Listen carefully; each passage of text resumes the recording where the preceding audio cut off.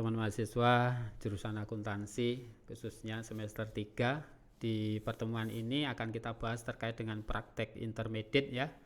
Di mana di praktek intermediate ini akan kita bahas terkait dengan munculnya pengakuan akan akun kewajiban jangka panjang terkait dengan diterbitkannya obligasi ya seperti yang teori yang lalu kita bahas. Nah, di sini untuk praktikumnya terkait dengan penerbitan atau menerbitkan surat utang atau munculnya kewajiban jangka pendek dan jangka panjang. Kalau kita saat ini kita bahas jangka panjang terkait dengan masa yang lebih dari satu periode akuntansi. Contohnya di sini kasus terkait dengan obligasi di mana nilai nominal obligasi ini 100 juta ya 100 juta.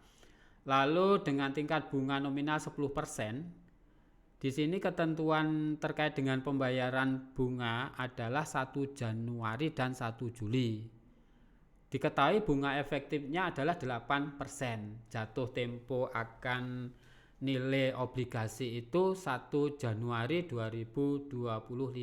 Nah, sehingga Anda harus menentukan dulu lama dari umur obligasi ini. Nah, ketika obligasi ini diterbitkan 1 Januari 2020, nanti jatuh temponya adalah 1 Januari 2025, tentunya Anda bisa menghitung N-nya ya, karena dari tahun 2020 Januari 1 Januari 2025 berarti 5 tahun ya, N-nya 5 tahun. Nah, di sini bunga nominalnya 10%, bunga efektifnya 8%, lalu N-nya adalah 5 tahun, sedangkan bunga ini dibebankan atau dibayarkan 1 Januari dan 1 Juli. Nah, sehingga nanti perlakuan untuk menghitung present value nilai sekarang dari utang, pokok utang itu I-nya harus dibagi 2, lalu N-nya harus dikali 2 ya, sebagai sebuah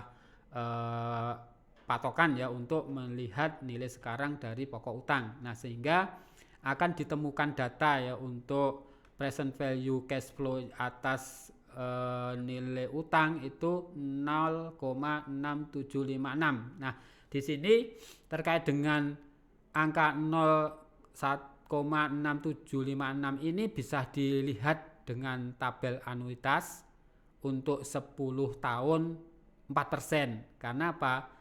N-nya tadi adalah 5, efektifnya adalah 8%. Karena bunga dibayarkan 2 kali berarti N-nya kali 2, bunga efektifnya dibagi 2. Nah, akan ketemu 0,6756. Nah, sehingga total nilai sekarang dari nilai nominal adalah 67.560 juta. Maaf, 67.560.000 gitu ya ketemunya untuk nilai sekarang dari pokok utang. Sehingga apa? Present value-nya bisa dilihat dari tabel anuitas atau dengan rumus.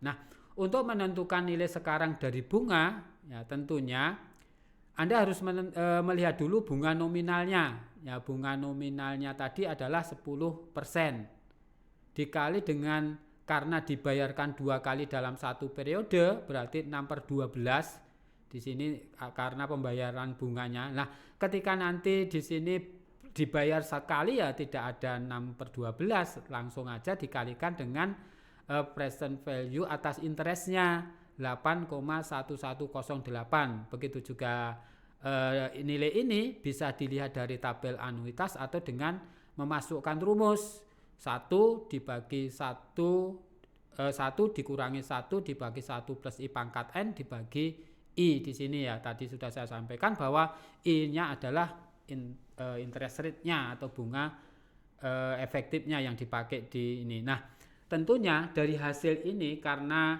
nilai efektifnya lebih rendah akan muncul premi atas obligasi, sehingga ketika di jurnal itu kas 108.114.000, utang obligasinya sesuai dengan nilai nominal 100.000, premi obligasi 8.114.000. Nah, ini ketika apa? dari data tadi ditemukan bahwa bunga efektif atau bunga pasar lebih rendah dari bunga nominal, sehingga akan memunculkan premi di sini. Nah, tentunya kalau kita bicara pengakuan dan pengungkapan di periode berjalan, nah di tahun 2021, di tahun 2020 di awal terjadinya transaksi pasti Anda akan mencatat seperti ini. Ada pengakuan atas utang obligasi nantinya. Nah, sampai dengan akhir periode pertama tahun 2020 Desember pasti akan diakui ini nanti. Akan diakui dan diungkapkan di dalam statement keuangan adanya utang obligasi dan premi obligasi di dalam statementnya sebagai sebuah informasi terkait dengan dimunculkannya diterbitkannya obligasi 100 juta tingkat bunga 10%, 1 Januari dan 1 Juli untuk pembayaran bunganya, efektifnya 8%, jatuh temponya tahun 2025. Nah, ini akan muncul. Nah, untuk periode berjalan pengakuan berikutnya, bagaimana Anda akan menghitung tingkat pembayaran akan bunga di 1 Juli, gitu kan? Nah, tentunya di dalam pembayaran bunga ini ya Anda harus melihat dari tingkat bunga nominalnya. Nah, di 1 Juli ini Anda harus melihat tingkat bunga nominalnya 10% karena memang dibayarkan 2 kali dalam satu periode.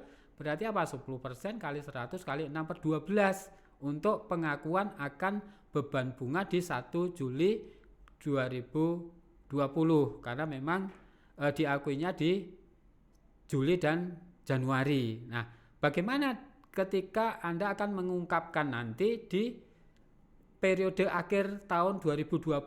Nah, karena baru bunga itu di Januari, maka di 31 Desember itu ada pengakuan adanya beban bunga dan utang bunga. Ya, beban bunga dan utang bunga selama setelah Juli sampai dengan akhir Desember tentunya. Nah, sehingga karena bunga berikutnya baru dibayarkan 1 Januari, di 31 Desember ada pengakuan akan utang bunga. Nah, untuk berikutnya silahkan nanti disimulasikan jika bunga efektifnya 10% dan atau bisa disimulasikan juga ketika bunga efektifnya 12%. Begini untuk terkait dengan praktek intermediate accounting. Terima kasih.